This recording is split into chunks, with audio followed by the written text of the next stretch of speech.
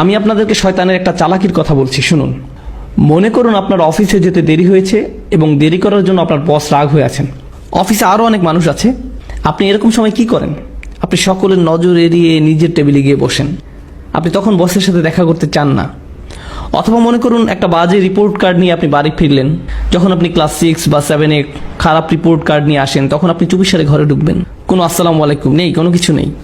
চুপিসারে ঢুকে আপনি ঘুমের ভান করে পড়ে রইলেন। মা যদি জিজ্ঞেস করে আজকে স্কুলে কি হলো, আপনি তখন বলবেন তেমন কিছু না। আপনি যখন কাউকে হতাশ করেন তখন তার থেকে দূরে দূরে থাকেন, এটাই স্বাভাবিক। এই ক্ষেত্রে যখন আমরা অশ্লীল কাজ করি, নিজেদের উপর জুলুম করি, তখন আমরা কাকে হতাশ করি? আল্লাহ আযজা ওয়া জাল্লাকে। আপনি আল্লাহকে অসন্তুষ্ট করেন, শয়তান তখন এর সুযোগ নেয়। আপনার কাছে এসে সে বলে, তুমি এখন আবার সালাহ পড়তে যাবে? ভণ্ড, তুমি এসব অশ্লীল কাজ করে এসেছো, এখন আবার একটা ক্লাস করতে যাবে? এখন তুমি ইবাদত করতে যাবে? তুমি তো দুমুখ মানুষ। তখন সে বলে, হ্যাঁ আমি তো দুমুখ মানুষ, আমার সালাহ পড়া উচিত হবে না। শয়তান আপনার গুনাহের সুযোগ নিয়ে আল্লাহর কাছ থেকে আপনাকে আরো দূরে সরিয়ে রাখে। আপনি তখন আল্লাহর সামনে দাঁড়াতে বিব্রত বোধ করেন। কিন্তু একজন সত্যিকারের মুত্তাকি যখন ভুল কিছু করে, তৎক্ষণাৎ সে কি করে? সে আল্লাহকে স্মরণ করে। যাকারুল্লাহ ফাস্তাগফিরু লিযুনুবিহিম, তারপর তার আল্লাহর কাছে ক্ষমা চেয়ে নেয়। এখানে জুনুব শব্দটা দিয়ে পাপ বোঝানো হচ্ছে, যা এসেছে জানাব থেকে। জানাব দিয়ে মূলত বোঝানো হয় এমন একটা পাপ যার কারণে আপনি অসম্মানিত বোধ করেন, এমন কোনো কাজ যার কারণে আপনি লজ্জিত, বিব্রত। আর তারা আল্লাহর কাছে ক্ষমা প্রার্থনা করে তাদের কৃত লজ্জাজনক কাজ থেকে। ওয়া ইয়াগফিরু যুনুবা ইল্লাল্লাহ, আল্লাহ ছাড়া আর কে গুনাহ ক্ষমা করতে পারেন? আপনি আর কার কাছে যাবেন? কোথায় যাবেন? আল্লাহ ছাড়া আর কে জানে আপনি আর আমি কি কি ভুল করেছি। আমাদের গুনাহের খাতায় বহু জিনিস আছে যা আল্লাহ প্রকাশ করেননি, শুধু আল্লাহই সেসব জানেন। সেসবের জন্য আল্লাহর কাছে আমাদের ক্ষমা চাইতে হবে। জান্নাতে যারা যাবে তাদের বর্ণনায় যেসব বৈশিষ্ট্য এসেছে তার মাঝে এটাই প্রধান বৈশিষ্ট্য।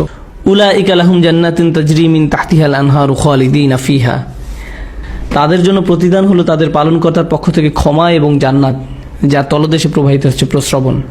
এখানে যে শেষ কথাটি আপনাদের আমি বলবো, আমার ফ্যামিলির সাথে একবার শপিং মলে গিয়েছিলাম।